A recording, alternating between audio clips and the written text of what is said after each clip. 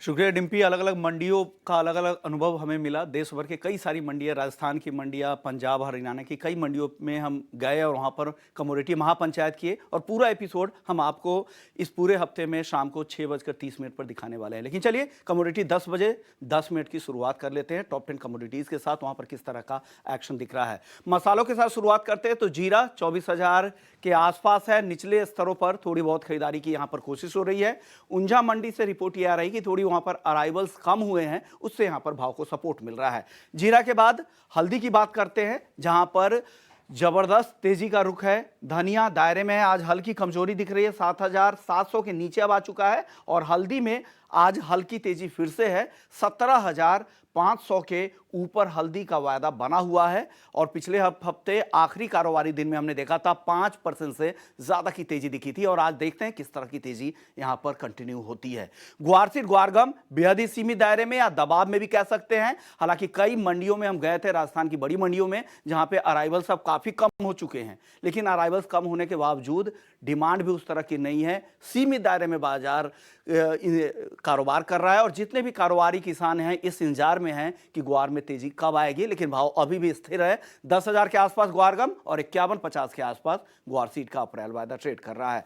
Castor की बात करें तो यहां पर तेजी शुरू हो चुकी है। कैस्टर की बड़ी मंडी है, राजस्थान की बड़ी मंडी और सुमेरपुर, वहां पर भी हम गए थे, कई कारोबारियों से बात हुई। उन्हें लगता है कि कैस्टर में आने वाले समय में तेजी बढ़ेगी। ऊपर के तरफ के बड़े लेवल्स यहां पर देखने को मिल सकते हैं। और वो तेजी दिखिए, जिस दिन हमने पिछले हफ्ते बातचीत की थी, वहां से ये तेजी 200-300 रुपए की आ भी चुकी है और ये तेजी और ऊपर भी जा सकती है, ऐसा वो एक्सपर्ट मानते हैं, ये हम नहीं मानते हैं। कैस्टर के अलावा अब दूसरे एग्री कमोडिटी की बात करें तो सनफ्लावर ऑयल, जहां पर जो रूस यूक्रेन में वापस से थोड़ी चिंता बढ़ी है, जो तनाव बढ़े हैं, उसका यहां पर असर है। सनफ्लावर ऑयल में तेजी आई है। हालांकि आज दायरे में कारोबार हो रहा है, लेकिन अभी भी 875 रुपए के ऊपर है। इसके अलावा एक और काउंटर जहां पर तेजी का रुख है वो है कॉटन केक 2625। हालांकि अब यहां पर ऊपरी स्तरों पर धीरे धीरे दबाव आ रहा है, कपास पर भी और कपास खली पर, दोनों पर भी दबाव दिख रहा है, क्योंकि ग्लोबल सप्लाई है वो जुलाई के बाद बढ़ेगी। और धीरे धीरे सीसीआई के और सीए के जो रिपोर्ट आ रही है, जो अनुमान आ रहे हैं, वो भी यहां पर ज्यादा रहने की संभावना जताई जा रही है। आखिरी काउंटर अब एग्री मार्केट से है, वो है जो मेंथा ऑयल है, एमसीएक्स काउंटर है 940 रुपए पे। काफी समय से 50 रुपए के ही रेंज में ये काउंटर कारोबार कर रहा है। चलिए, हमारे साथ प्रो इंटेलीट्रेड सर्विसेज से दिनेश सोमानी जी है। शुक्रिया सोमानी जी, आपने वक्त निकाला हमारे लिए। एक एक करके तीनों मसालों पर अपनी राय दे। क्या पसंद है आपको, कहां ज्यादा तेजी दिख रही है और कहां मंदी दिख रही है? जीरा, हल्दी, धनिया, तीनों पर अपनी राय दे। नमस्कार सर। अगर जीरा की बात करूं मैं तो अराइवल तो निरंतर आ ही रही है। 50,000 60,000 बोरी की अराइवल दुनिया में जरूर आ रही है। मंडियां भी थोड़ी सी क्लोज है, इसी के सप्लाई थोड़ा सा कम है छुट्टियों के चलते हुए। तो एक मुझे लगता है कि डाउनसाइड लेवल्स पे थोड़ी सी खरीदारी इसमें बिल्कुल देखने मिल सकती है। वैसे भी जीरा जो है 23,300 23,400 का एक बेस बना रहा है। मुझे लगता है 23,650 के आसपास जीरा अगर बाय किया जा सकता है तो दोबारा 24,800 25,400 के लेवल्स हमें ऊपरी स्तर पर देखने मिल सकते हैं। 23,000 के नीचे वह भी जाता हुआ नजर नहीं आता। बट अगर मैं हल्दी की बात करूं तो काउंटर थोड़ा सा स्ट्रांग है, मोमेंटम बहुत ज्यादा बुलिश है। मुझे लगता है कि 17,450 17,480 के आसपास हल्दी बाय की जा सकती है। 18,050 18,280 के लेवल्स हमें ऊपरी स्तर में देखने मिल सकते हैं। लेकिन मैं साथ ही साथ यह बात भी आपको बताना चाहता हूं कि हल्दी में जो है भी डीमैट का स्टॉक लगना शुरू हो गया है। करीब करीब 2,000 टन से ऊपर डीमैट लग चुका है। और जब भी डीमैट लगता है मुझे लगता है थोड़ी सी इसकी तेजी में रुकावट जरूर निश्चित तौर से बन सकती है। तो 18,200 18,280 के आसपास हल्दी शॉर्ट टर्म के हिसाब से लॉन्ग्स के लिए मुझे लगता है कि एक एग्जिट का मौका बन सकता है। अगर मैं धनिया की बात कहूं तो मुझे लगता है कि रेंज बाउंड एक्टिविटी चल रही है, लेकिन काउंटर में बुलिशनेस अभी भी बरकरार है। 7600 का धनिया घटता हुआ नजर नहीं आता है। आज भी अगर इंट्राडे के हिसाब से बाय किया जाए तो 7680 7700 के आसपास इसमें बाय किया जा सकता है। 7880 8040 के लेवल्स हमें अपसाइड देखने मिल सकते हैं। 7540 का स्टॉप लॉस मेंटेन किया जा सकता है।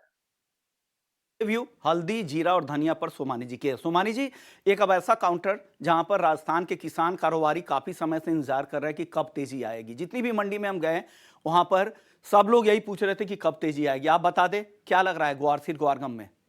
जी, अब तो तेजी सर इसकी डिमांड सप्लाई वाली कोई तेजी नहीं बची। अब तो तेजी चली जाएगी पूरी मौसम पर। अभी हमारे यहाँ मार्च एंड शुरू हो गया है, अप्रैल एंड के आसपास मुझे लगता है मौसम की नई बातें आनी शुरू हो जाएगी। मौसम में कुछ अगर उछल कूद रही या आई मीन मौसम में अगर कुछ डिले रहा या मौसम कुछ विपरीत रहा तो मुझे लगता है सही इसमें तेजी संभव है। हाल फिलहाल मुझे लगता है कि इसमें जो डीमैट स्टॉक कंटिन्यूस बढ़ते आ रहा है, करीब करीब 37,000 टन ग्वार का डीमैट स्टॉक चल रहा है। और यही तेजी के लिए एक बड़ा रोक है, क्योंकि हेजर्स ने इसमें हेज करके कंटिन्यू 60-60 रुपए, 50-50 रुपए का बदला कंटिन्यू काफी समय से ले रहे हैं। अक्टूबर से हम इंतजार में, अक्टूबर में एक बड़ी तेजी जरूर बनी थी, 6,000 के ऊपर के लेवल्स गए थे, लेकिन फिर दिसंबर के बाद इसमें निरंतर गिरावट ही हमें देखने मिल रही है।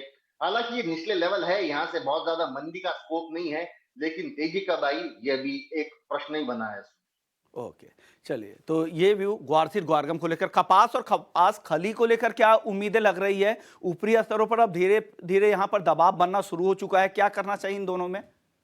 विश्वमन जी, इंटरनेशनल मार्केट जो $103 गया था हाईस कॉटन, वो दोबारा 91-92 के आसपास आ गया। मतलब ऊपरी स्तर पे इसमें 10 से 15% का डाउनसाइड आ चुका है। इसी के चलते हुए मार्केट में हमारे यहाँ तेजी आई थी।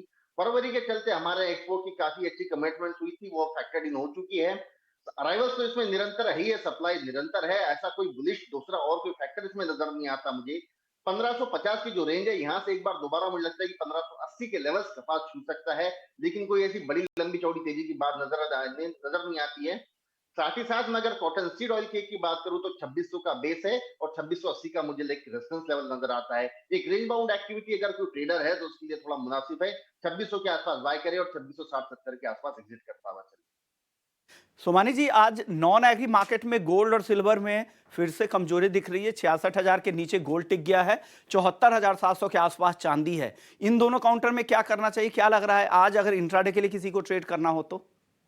विश्वमोहन जी, कमजोरी हम इसलिए नहीं कह सकते कि निचले स्तर से अगर काउंटर देखें तो काफी ज्यादा बढ़ चुके हैं। जब भी एक बड़ा विस्फोटक मूव आता है उसके बाद में करीब करीब 8 से 10 दिन इसमें कंसोलिडेशन फेज चलता है। मुझे लगता है जो ऊपर में 67 के आसपास जो गोल्ड चला गया था, वहां से कंसोलिडेशन फेज में अगर डाउनसाइड में मुझे लगता है कि कहीं अगर 65,820 65,830 के आसपास आता है तो गोल्ड एक खरीदारी का दोबारा एक अवसर दे सकता है।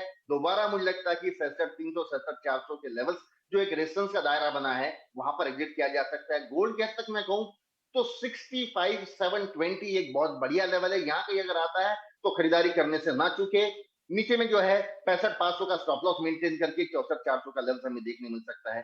सिल्वर की अगर मैं बात कहूं तो 74,480 74,500 के आसपास बाय किया जा सकता है। दोबारा 75,200 के लेवल हमें देखने मिल सकते हैं। 74,000 के नीचे इसमें स्टॉप लॉस मेंटेन किया जा सकता है। यानी गोल्ड और सिल्वर दोनों में खरीदारी की राय है। और एक रिपोर्ट भी मैं पढ़ रहा था जहां पर कहा गया कि अभी जो रिसेंट रैली थी, उस रैली में जो हेज फंड्स थे और जो ईटीएफ की बाइंग थी वो अब तक नहीं आए। वो जिस दिन आएगी तो और भी बड़े लेवल गोल्ड में दिख सकते हैं। हालांकि वो थोड़ा मीडियम टर्म के पर्सपेक्टिव से, लेकिन ट्रेडिंग के लिए भी एक दो दिन के लिए भी सोमानी जी खरीदारी की सलाह दे रहे हैं। क्रूड में बताइए सर, क्या मौके दिख रहे हैं? अगर ऑप्शंस में कुछ मौके हैं वो भी बता दीजिए। जी बिल्कुल, क्रूड मोमेंटम बरकरार है अभी भी। ये जो 6550 के लेवल के ऊपर जब तक चल रहा है, मुझे लगता है इसमें अपसाइड तेजी जरूर बन सकती है।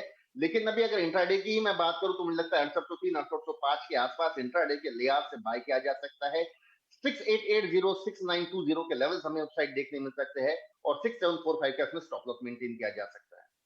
छोटा जवाब दे दीजिए, मेटल्स में क्या पसंद है डे ट्रेडिंग के लिए? जी बिल्कुल, कॉपर एक रेंज बाउंड एक्टिविटी है। 756 756 के आसपास का कॉपर बाय किया जा सकता है।